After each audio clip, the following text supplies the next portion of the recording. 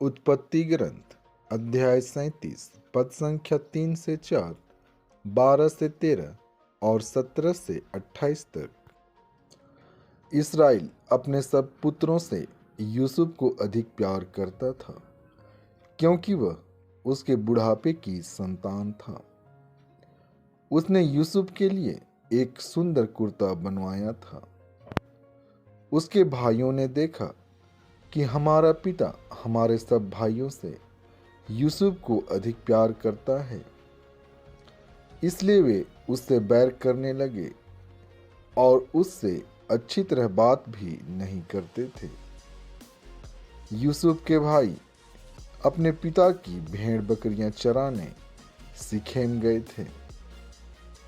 Israel ने यूसुफ से कहा, तुम्हारे भाई सिखेम में भेड़ें चरा रहे हैं, मैं तुमको उनके पास भेजना चाहता हूँ। यूसुफ अपने भाइयों की खोज में निकला और उसने उनको दोतान में पाया। उन्होंने उसे दूर से आते देखा था और उसके पहुंचने से पहले ही वे उसे मार डालने का षड्यंत्र रचने लगे। उन्होंने एक दूसरे से कहा, देखो, वह स्वप्न दृष्टा आ रहा है, चलो हम उसे मारकर किसी कुएं में फेंक दें।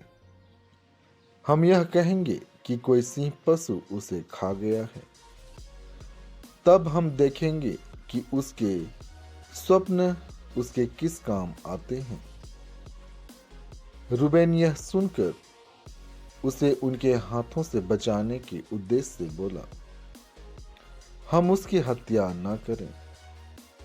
तब रूबेन ने फिर कहा, तुम उसका रक्त नहीं बहाओ, उसे मरुभूमि के कुएं में फेंक दो, किंतु उस पर हाथ मत लगाओ। वह उसे उनके हाथों से बचाकर पिता के पास पहुंचा देना चाहता था।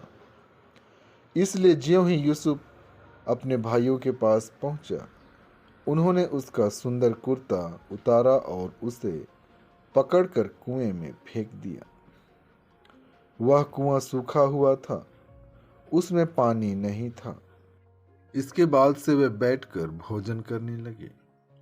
उन्होंने आंखें ऊपर उठाकर देखा कि इस्माइलियों का एक कारवां गिलआद से आ रहा है। वे ऊंटों पर गोंद, बलसा और गंधरस लादे हुए मिस्र देश जा रहे थे। तब यूदा ने अपने भाइयों से कहा, अपने भाई को मारने और उसका रक्त छिपाने से हमें क्या लाभ होगा? आओ, हम उसे इस्माइलियों के हाथ बेच दें और उस पर हाथ नहीं लगाएं, क्योंकि वह तो हमारा भाई और हमारा रक्त संबंधी है। उसके भाइयों ने उसकी बात मान ली। उस समय मिद्यानी व्यापारी उधर से निकले। उन्होंने यूसुफ को कुएं से निकाला और उसे चांदी के 20 सिक्कों में इस्माइलियों के हाथ बेच दिया और वे यूसुफ को मिस्र देश ले गए। संत मत्ती आज का पवित्र सुसमाचार अध्याय 21 पद संख्या 33 से 43, 45 से 46 तक। एक दूसरा दृष्टांत सुनो। किसी भूमिधर ने दाख की बारी लगवाई, उसके चारों ओर घेरा बनवाया, उसमें रस का कुंड खुदवाया और पक्का मचान बनवाया। तब उसे असामियों को पट्टे पर देकर वह परदेश चला गया। फसल का समय आने पर उसने फसल का हिस्सा वसूल करने के लिए असामियों के पास अपने नौकरों को भेजा, किंतु असामियों ने उसके नौकरों को पकड़कर उनमें से किसी को मारा पीटा, किसी की हत्या की और किसी को पत्थर से मार डाला। इसके बाद उसने पहले से अधिक नौकरों को भेजा और असामियों ने उनके साथ भी वैसा ही किया। अंत में उसने यह सोचकर अपने पुत्र को उसके पास भेजा कि वे मेरे पुत्र का आदर करेंगे। किंतु पुत्र को देखकर असामियों ने एक दूसरे से कहा, यह तो उत्तराधिकारी है, चलो हम इसे मार डालें और इसकी विरासत पर कब्जा कर लें। उन्होंने उसे पकड़ लिया और दागबारी से बाहर निकालकर मार डाला। जब दागबारी का स्वामी लौटेगा तो वह उन असामियों का क्या करेगा?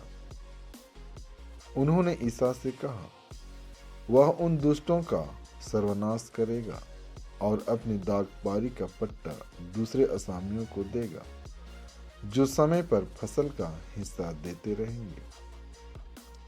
ईसा ने उनसे कहा, क्या तुम लोगों ने धर्मग्रंथ में कभी यह नहीं पढ़ा? कारीगरों ने जिस पत्थर को बेकार समझकर निकाल दिया था, वही कोने का पत्थर बन गया है। यह प्रभु का कार्य है, यह हमारी दृष्टि में अपूर्व है।